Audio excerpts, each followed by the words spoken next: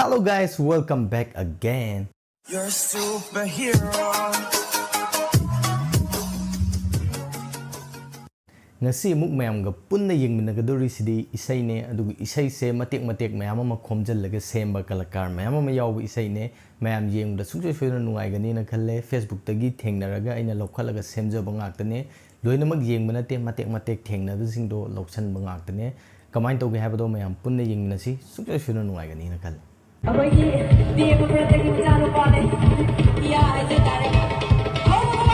thindare angas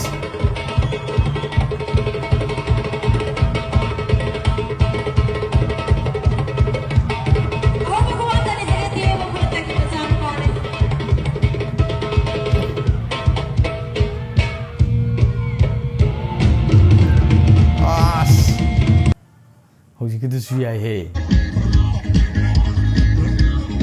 So stand up.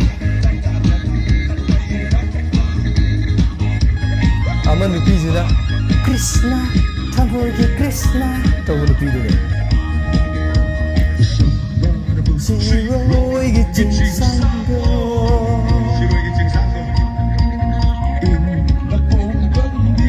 Lili su. Siroy Lili Festival su tawag yung gipse.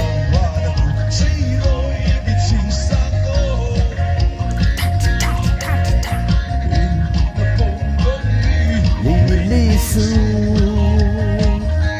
Let's stop tonight. Nothing.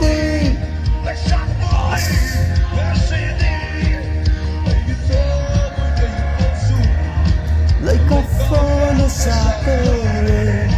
A guitar. Okay, number 2. Divya again. Si matik sa tao day ni si say pulay si. Taiye2.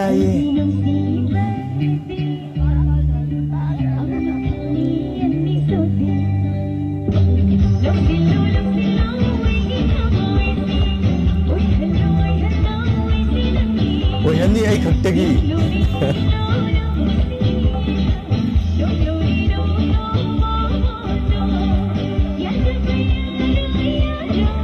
Yani.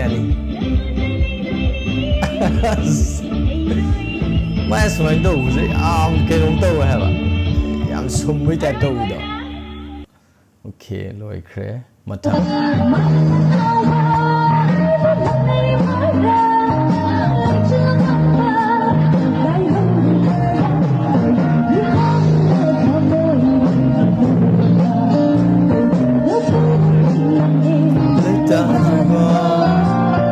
Sige say sakpi si di ming je khang de du ga album di kum bane ba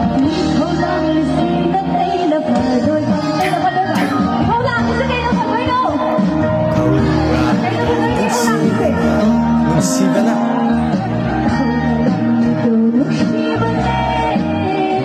as salud ke toksel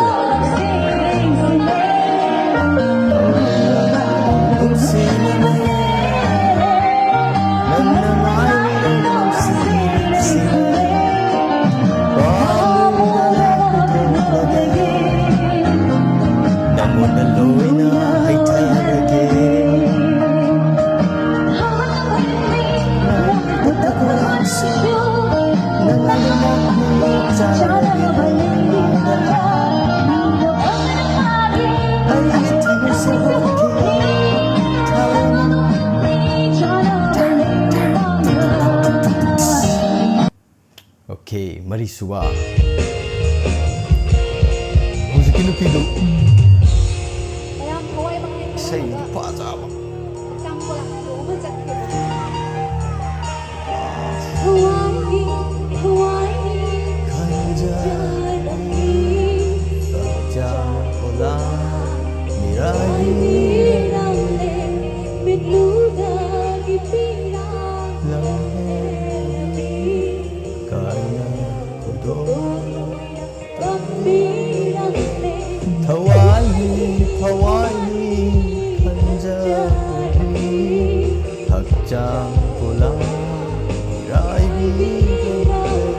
Bigluda, gipira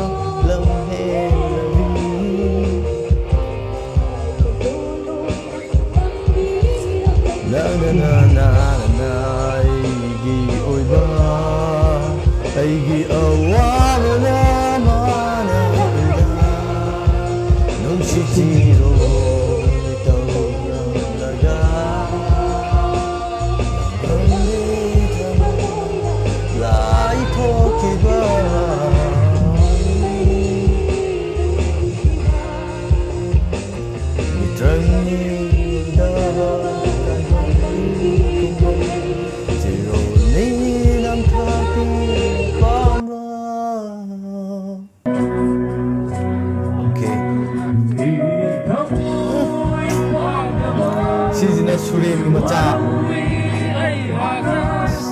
da bi tham bani sai je phaja le ne Kita ke mulai dekat bijak. as ningsing am ni moi ha de thak pula pani ro na bo Kita ke mulai dekat bijak.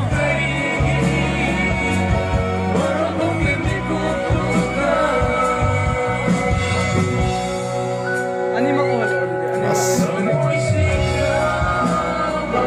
padan sakta rahi hai Kita ke mulai dekat bijak dah.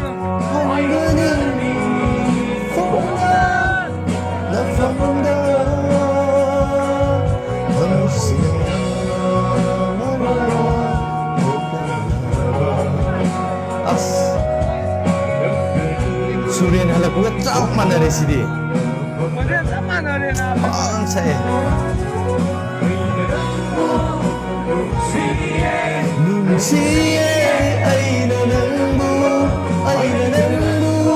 nungsiye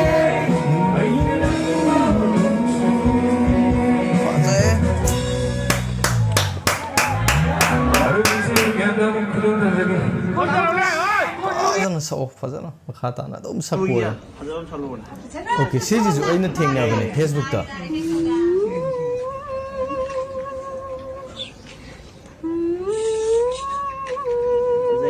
fazanga ngai he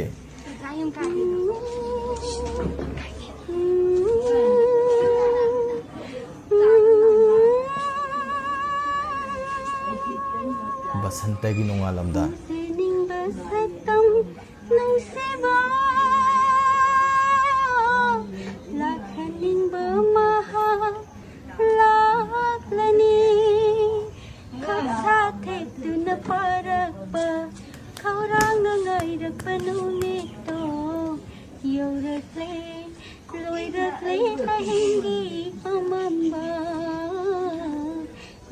fazana sagle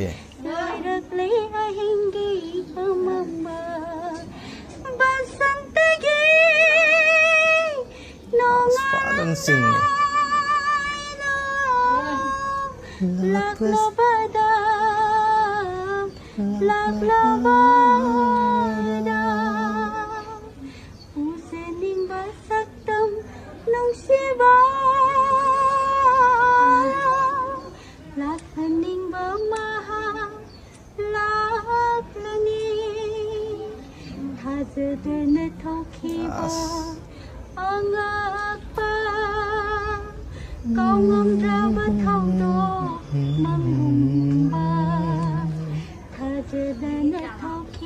Sida music to hapa de kayam phajane music yaudro bo so yam phajare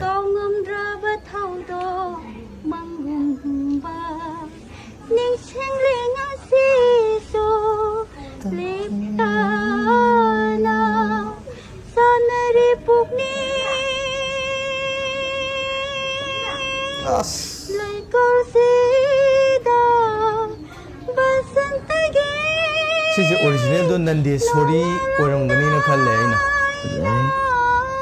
adan sai